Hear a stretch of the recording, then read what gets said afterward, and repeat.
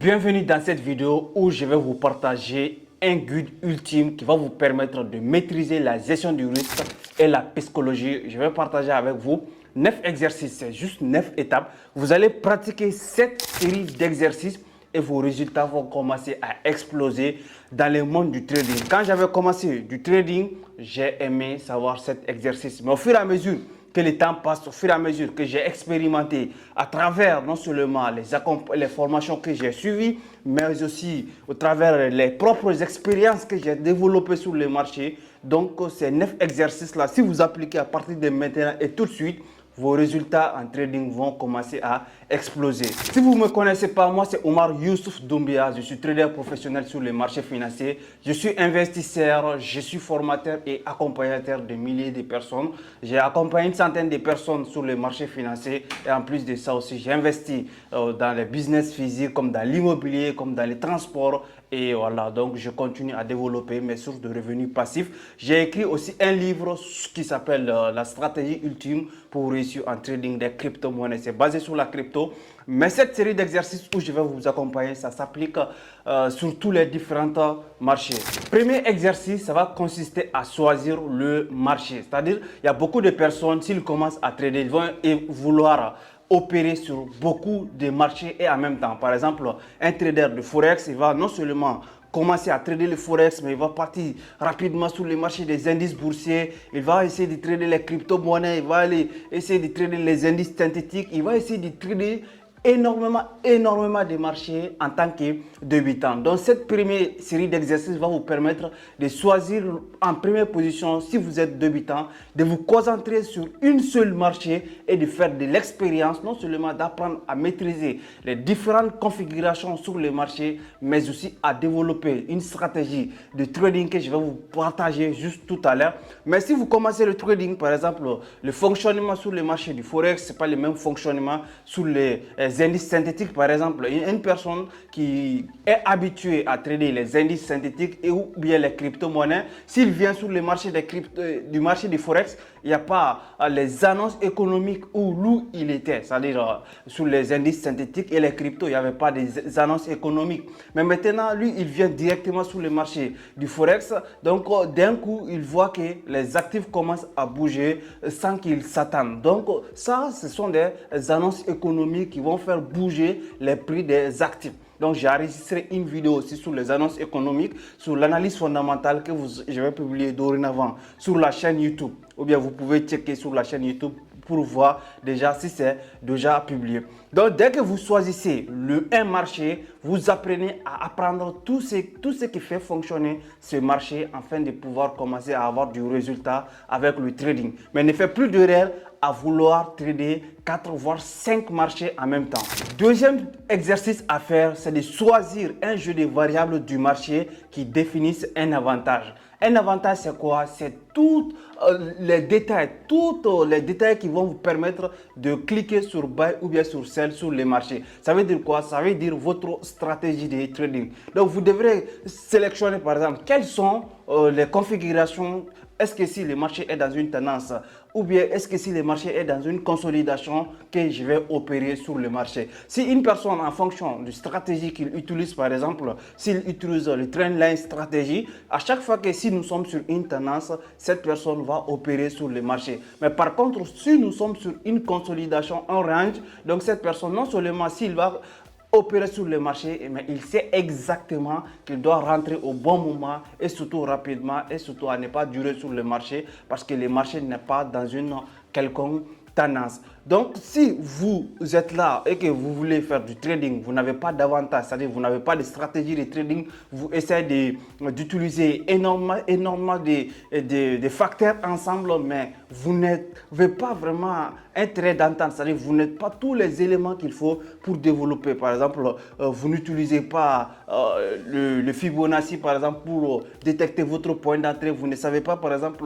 comment utiliser les RSI pour la confirmation, tout ça. Donc, vous devez non seulement développer, j'ai fait déjà une vidéo sur comment élaborer un plan de trading. Donc je mettrai le lien sur la barre de description. Donc je vous invite à regarder cette vidéo qui va vous permettre d'élaborer un plan de trading concret. Et dans le plan de trading, vous allez apprendre à développer des stratégies de trading. Tu peux avoir 2, 3, voire 4 stratégies de trading, mais pour un demi-temps, il va falloir que vous vous concentrez sur un ou bien maximum 2 stratégies pour avoir du succès. Au fur et à mesure que vous évoluez, vous allez essayer de diversifier et de trader beaucoup de stratégies. Troisième exercice que vous devrez appliquer pour commencer à avoir du résultat, c'est de prendre des positions. Vous pouvez développer des stratégies de trading, vous pouvez avoir tout ce qu'il faut, mais si vous ne commencez pas à opérer sur le marché, vous ne pouvez pas commencer à avoir du résultat. Même si par exemple une personne qui va commencer du trading, qui va rester sur le compte de démonstration pendant des mois, cette personne n'aura pas de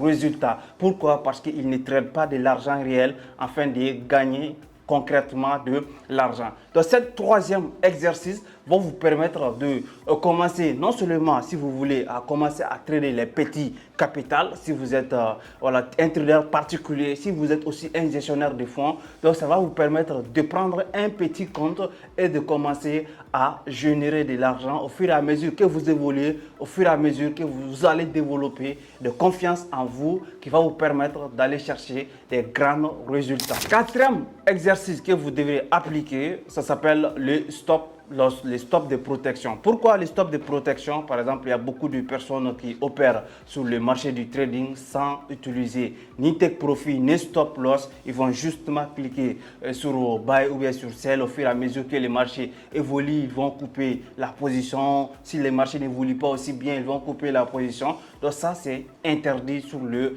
marché du trading. Si vous opérez sur le marché, vous devrez savoir exactement quand est-ce que vous opérez, quand est-ce que vous achetez, si vous êtes si vous allez prendre une position d'achat bien sûr, quand est-ce que vous vendez, si vous allez prendre une position de vente, et surtout toujours mettre le stop loss. Par exemple, j'ai parlé des annonces économiques comme la fois dernière, tout récemment par exemple, le dollar, on a fait modification sur le taux d'intérêt sur le dollar américain, et d'un coup le dollar américain, non seulement on a fait réduire un peu le taux, mais ça n'a pas été baissé autant. Donc, pour faire baisser les prix du dollar, mais les prix du dollar est parti à la hausse, ce qui a causé du tort sur les autres paires comme l'euro, comme les GBP. Donc, le dollar a explosé à la hausse. Les matières premières, les crypto-monnaies ont eu une grosse correction. Maintenant, par exemple, une personne qui, non seulement peut-être il trade les cryptos ou bien il trade le forex, il a pris une position sans pour autant prendre en compte le stop loss. Et d'un coup, le marché fait une grosse correction alors que lui, il était sur une position d'achat. Donc, il peut perdre autant d'argent qu'il ne s'attendait pas à perdre. Donc, le stop de protection, ça va vous permettre exactement, si par exemple, une personne qui a 10 000 euros dans son compte de trading et qu'il a utilisé 1% de son capital, ça veut dire quoi? Il a décidé de miser 100 euros sur la position. Même si autant le marché part à la décision contradictoire qu'il avait décidé, il va perdre que 100 euros. Mais par contre, s'il n'avait pas mis de stop de protection, le marché peut lui prendre tous ces 10 000 euros, tout l'argent qui est dans son compte de trading en un claquement de doigts. Pourquoi? Parce qu'il n'a pas défini le risque. Donc c'est diamétralement interdit sur le marché de continuer à trader sans mettre de stop de protection. J'ai eu des étudiants dans mes programmes de formation qui me disent non, à chaque fois je mets des stops de protection, le marché me fait sortir du marché, le marché me fait sortir et après il part à la sens que j'avais indiqué. Ça, c'est de savoir aussi mettre le stop de protection. Il y a plusieurs manières de mettre le stop de protection. Par exemple, mon écran est déjà partagé. Je vais vous montrer un exemple. Par exemple, ici, une personne qui va rentrer juste là où il y a la flash rouge, là par exemple, une personne qui va cliquer ici sur une position acheteur, où est-ce qu'il va mettre le stop loss? Donc, il va essayer de mettre justement là par exemple on voit le moyen mobile, donc il va mettre le stop loss en bas du moyen mobile et mettre le take profit à cette ligne verte qu'on va arriver tout à l'heure. Mais si la personne rentre sur la position et d'un coup il met un tout petit peu le stop loss en bas du trade, donc le marché peut lui faire sortir avec une mèche et continuer à partir au sens qu'il avait indiqué. Donc si vous utilisez les trendlines tendance quelconque stratégie que vous utilisez, vous devrez non seulement mettre les stop loss sur le marché, mais vous devrez aussi apprendre à mettre les stop loss. Cinquième série d'exercices dans cette vidéo, c'est l'échelle du temps. Par exemple, une personne qui va trader sur 4 heures ou bien sur 1 heure ou bien sur 30 minutes, cette personne va avoir tendance à descendre sur 5 minutes ou bien sur 1 minute pour voir comment sa position évolue. Donc ça, c'est pas un bon trader. Pour être un bon trader ou un excellent trader, si vous prenez un trade sur 30 minutes, vous devrez le gérer en 30 minutes. Si vous prenez un trade à 4 heures, vous devez le gérer en 4 heures. Ça veut dire quoi? Ça veut dire que quelconque décision que vous allez prendre, vous allez attendre la clôture du bougie avant d'ouvrir la position ou avant de fermer la position, d'attendre la clôture du bougie. Ou si vous voulez aussi déplacer les stop loss, c'est-à-dire les trends stop loss, c'est-à-dire de protéger votre capital, vous devrez toujours attendre la clôture du bougie pour agir sur le marché. Mais de ne pas jamais ouvrir une position sur 30 minutes, mais descendre sur 5 minutes, sur 1 minute, pour vous mettre de pression. Là, il faut savoir les styles de trading que vous utilisez sur le marché et adapter l'échelle du temps que vous utilisez. Je peux ouvrir par exemple un trade sur 1 heure, mais avant d'ouvrir sur le trade, je monte au-delà. Je pars sur 4 heures, sur daily, sur weekly, par exemple, pour voir la configuration, comment le marché est en train d'agir sur le marché. Mais au fur et à mesure que je viens sur 1 heure et que je clique soit sur buy ou bien soit sur sell, je dois attendre toujours et suivre mon trade sur l'échelle de temps de 1 heure. Si c'est 30 minutes aussi que j'ai ouvert la position, je dois suivre les marchés en 30 minutes pour pouvoir prendre un quelconque décision sur le marché. Cinquième exercice que je m'en vais à vous partager sur cette vidéo, c'est de prendre ses gains. Sur le marché du trading, la chose la plus difficile à faire sur le marché, c'est de se rémunérer. Alors que c'est la chose la plus importante. Quand tu prends par exemple un trade et que ça part à ton sens, que tu avais indiqué, ça peut te donner par exemple 20 pips, un risque de reward 1 pour 2, 1 pour 2, 1 pour 3 et que tu es déjà toujours sous la position, peut-être ton objectif de profit c'est 1 pour 5. Est-ce que tu dois attendre jusqu'à ce que le marché parte atteindre le take profit ou bien est-ce que tu dois couper directement la position et sortir du marché? Il y a beaucoup de personnes qui se posent ces différentes questions.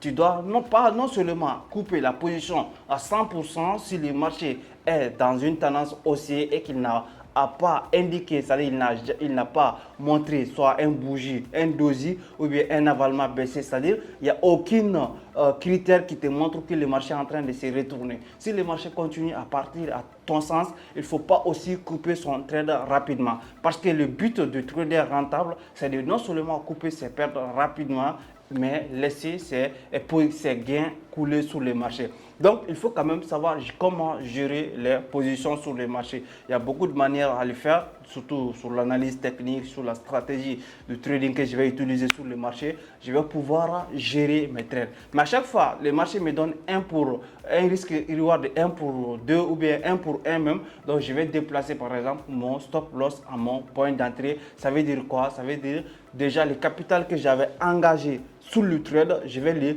le protéger. Ou j'ai une deuxième option, je peux prendre à chaque fois que le marché bouge un risque reward de 1 pour 1, 1 pour 2, je peux prendre 30% de bénéfices ou bien je peux prendre même à 50% et après prendre 20%, après 20%. C'est-à-dire je peux prendre mon take profit à plusieurs reprises pour pouvoir me rémunérer. L'exercice, je répète encore, sur les marchés la plus importante à faire, par exemple quand tu démarres un compte de trading, que ce soit les personnes qui vont gérer les petits comptes comme les 1000 $, les 100 €, etc., etc., ou les personnes qui vont gérer les 100 000 $, 200 000 $, etc., etc. Donc quand par exemple j'engage 1% sur un trade, mon objectif c'est de faire plus de bénéfices. Mais si par exemple je ne me rémunère pas, le marché part sur un risque reward de 1 pour 3, après il vient jusqu'à ton point d'entrée, te prendre encore tout le profit qu'il t'a donné. Donc ça c'est interdit, ça c'est un trader débutant, le travail d'un trader débutant.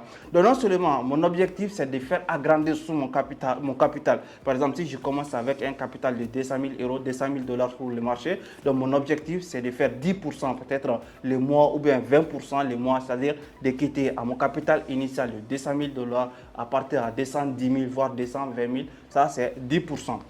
Mais par contre, mon objectif, ce n'est pas de descendre, ce n'est pas de perdre de l'argent. Donc, il faut apprendre à se rémunérer, à prendre des gains, apprendre à se rémunérer. C'est ce qu'on appelle apprendre à faire de bénéfices et à agrandir son capital de trading sur le marché. Sixième exercice que vous devrez appliquer sur le marché afin d'être rentable, c'est d'opérer sur un échantillon. Un échantillon, moi je dis à mes étudiants, les personnes qui suivent des cours personnalisés avec moi, d'opérer avec un échantillon de 20. Par exemple, si tu as appris une stratégie de trading avec moi ou bien quelconque stratégie tu as développé à gauche ou à droite, tu dois tester cette stratégie déjà, non seulement sur un compte de démonstration, etc. Mais quand tu décides d'appliquer cette stratégie dans ton compte de capital, tu dois opérer sur un échantillon de 20 pour pouvoir juger. Par exemple, tu ne vas pas prendre un premier trade et un deuxième trade et voir que le trade ne marche pas et dire que non, la stratégie de trading que j'ai appris, ça ne marche pas. Non, tu dois opérer sur un échantillon de 20. C'est-à-dire sur les 20 positions que tu as prises sur le marché, tu as 15 positions qui a pris le take profit, qui a été en gain et 5 positions qui n'a pas été en gain, qui a été en perte. Ça veut dire que tu as une bonne stratégie. Mais par contre, si tu as 10 positions qui t'ont rémunéré, tu as 10 autres positions qui a fait le TP, donc ça c'est neutralité. Donc tu dois arranger à faire en sorte que les 20 opérations que tu vas prendre sur le marché, tu as au minimum 15 à 12 opérations gagnantes pour pouvoir juger et savoir si tu as une bonne stratégie de trading ou pas. Mais ne pas prendre 1, 2, 3 trades ou penser que voilà, je suis le meilleur trader du monde ou bien faire 1, 2, 3 trades non perdants et dire que non, je n'ai pas de stratégie rentable. Non, il faut toujours opérer sur le marché avec un échantillon bien précis. J'ai pris l'exemple sur 20 échantillons. Vous pouvez prendre l'exemple avec 10 échantillons, 15 échantillons, c'est-à-dire mettre un chiffre, appliquer un chiffre sur vous-même et l'appliquer sur le marché pour pouvoir juger votre stratégie de trading. Sixième exercice qui a carrément changé mon activité du trading dans le domaine, bien sûr, sur le marché financier, ça c'est de tester une stratégie. Comme je vous ai dit, vous pouvez avoir plusieurs stratégies de trading. Récemment, j'ai interviewé, donc par exemple, Dieu donné sur la chaîne YouTube. Qu'est-ce qu'il a dit? Il a dit, on peut avoir 20 traders et on peut avoir 20 stratégies. On peut avoir 50 traders et avoir 50 stratégies. C'est exactement la même chose sur le marché. On peut avoir 1000 traders qui utilisent 1000 stratégies différentes. Donc, chaque trader peut avoir une stratégie à son propre nom. Mais qu'est-ce que vous devrez faire sur le marché? Vous devrez tester votre stratégie avant surtout de l'appliquer sur un compte réel. Par exemple, vous prenez un compte de démonstration, la stratégie de trading que vous avez choisi d'utiliser, vous devrez vraiment les tester, 1, 2, 3, voir l'échantillon que j'ai partagé avec vous. Ça peut être 20 échantillons, ça peut être 10 échantillons afin d'avoir là seulement la certitude sur votre stratégie, mais aussi de développer plus de confiance en vous-même sur le marché. Neuvième exercice que vous devrez appliquer sur le marché afin d'agrandir et d'être rentable sur le marché, c'est vraiment accepter le risque. Il y a beaucoup de personnes qui opèrent sur le marché du trading, ils prennent des trades, ils font buy ou sell, ils pensent qu'en opérant déjà sur le marché du trading, comme le trading a son nom, il y a beaucoup de personnes qui vont dire ah, le trading est risqué, tout ça. Donc, quand tu es dans une activité qui est risquée, tu vas penser déjà que tu as accepté le risque. Non, ça ne veut pas dire accepter les risques. Par exemple, une personne qui a un capital de 200 000, par exemple, un exemple, ok, il va mettre par exemple 2% sur un trade. Ok, tu as mis 2%, est-ce que tu as accepté de perdre 2% de ton capital sur ce trade? Si c'est non, si tu n'es pas prêt à perdre 2% de ton capital sur un trade, ça veut dire que tu n'as pas accepté le risque. Tu ne dois pas miser 2% sur cette position. Même si 1% tu n'es pas prêt à perdre sur une position, tu ne dois pas le miser. Tu dois ouvrir une position si et seulement si tu perds, par exemple, cette position, ça ne t'affecte pas de façon quotidienne. Donc, c'est ça, apprendre à accepter les risques. Une personne aussi qui a 1000 euros dans son compte de trading, qui a 100 euros, s'il engage une quelconque somme montant sur un trade, il doit être prêt surtout à les perdre. L'objectif de personne n'est pas de perdre sur le marché. Quand on opère sur le marché du trading, c'est de devenir millionnaire, c'est de gagner beaucoup d'argent. Mais pourquoi je vous dis ça? Parce qu'il y a des gens, par exemple, qui vont miser tout leur capital sur un seul trade. Pourquoi tu vas faire ça? Miser tout ton capital sur un trade et le marché par un tout petit peu à leur sens, ils vont couper et après le marché va partir au sens qu'ils avaient indiqué. Après ils vont pleurnicher, ils vont dire ah bon, j'avais pris la bonne direction mais qu'est-ce qui s'est passé? Pourquoi j'ai coupé? Tu as coupé parce que tu n'étais pas prêt à perdre le capital. Mais par contre, si tu avais misé par exemple 1% de ton capital sur un trade et que le marché part à ton sens, contre toi, même avec des bougies bien sûr, tu as pris le trade parce que c'est normal, tu as bien indiqué les stops de protection et tu as pris le stop, tu as mis les take profit. Par exemple, ça ne veut pas dire que dès que je prends un trade, le marché va continuer à aller chercher les take profit. Non, si je prends un trade, ça veut dire quoi? Ça veut dire qu'il y a le niveau de stop loss. Le niveau de stop loss, ça veut dire quoi? C'est mon niveau d'accepter les risques. C'est-à-dire, jusqu'à telle zone, je suis prêt à accepter les risques. C'est-à-dire, si le marché vient maintenant en bas ou bien au-delà de cette zone, je sors de la position. Ça veut dire quoi? Ça veut dire que mon analyse n'a pas eu raison sur cette position. Mais par contre, si tant que le marché n'a pas atteint mon stop loss et le marché vient contre moi un peu et après il part atteindre mon take profit, ça veut dire que mon trade a eu raison. Pourquoi? Parce qu'on ne peut pas détecter le point d'entrée de façon exacte comme un mathématicien. Même sur le marché, que ce soit Leonardo Fibonacci, que ce soit toutes les grandes analyses à travers le monde, tu ne peux pas prendre toujours un trade et que le trade parte directement à 100%. Toutes les positions que tu as prises, prendre le take profit sans des fois rouler dans la zone rouge, c'est-à-dire dans la zone où tu as accepté les risques. Donc sur le marché du trading, quand vous opérez, il faut apprendre à accepter les risques, de ne jamais risquer un certain capital sur un trade si vous n'êtes pas prêt à perdre ces capitaux. Si vous n'êtes pas prêt, ça veut dire qu'il faut diminuer le risque jusqu'à ce que vous acceptez le risque. Ce n'est pas parce que vous opérez sur le marché du trading que vous avez accepté le risque. Donc les amis, voici un cours complet sur le guide ultime pour maîtriser non seulement la gestion du risque, mais de développer aussi plus de confiance sur le marché. Ce sont des détails que vous devrez absolument prendre en compte. Par exemple, je vais revenir de développer un plan de trading, une stratégie de trading concret, de l'opérer sur le marché avec des échantillons et d'apprendre surtout à accepter les risques et surtout ne pas oublier de vous payer, c'est-à-dire de vous rémunérer en prenant des gains. Si vous opérez sur le marché, ce n'est pas exactement aussi que tous les trades, les take profits que vous avez mis 1 pour 5, 1 pour 10, que le marché va obligatoirement les chercher. Une fois que le marché fait un retournement contre votre trade avec peut-être un avalement baissé si vous êtes sur une position d'achat ou avec un avalement haussier si vous êtes sur une position de vente, ça veut dire que vous devrez apprendre à gérer ces trades. Soit vous sortez totalement du marché, soit vous sortez votre 70% de gains sur le marché afin d'attendre le trade. Donc si vous opérez en tant qu'opérateur sur le marché financier, vous devrez apprendre à manager votre trade. Donc c'était tout pour cette vidéo et surtout si vous n'avez vraiment pas capté tous les détails, je vous invite à regarder plusieurs fois parce que la vidéo il y a plus de contenu, c'est-à-dire il y a beaucoup plus d'avantages en tant que trader. Personnellement, je sais pourquoi j'ai sélectionné ces 9 exercices et comment aussi ça va vous aider. Donc les amis, nous allons nous donner rendez-vous aux prochaines vidéos. Si vous voulez vraiment apprendre aussi à développer des stratégies concrètes, à apprendre à gérer plus de risques avec les gestions de risques et à faire agrandir votre capital, donc j'ai des programmes de formation sur les trading, Trader Pro, donc vous pouvez les intégrer tout de suite et maintenant afin d'être trader rentable sur le marché financier. On se donne rendez-vous sur le prochain vidéo les amis. C'était Omar Doumbia. Ciao.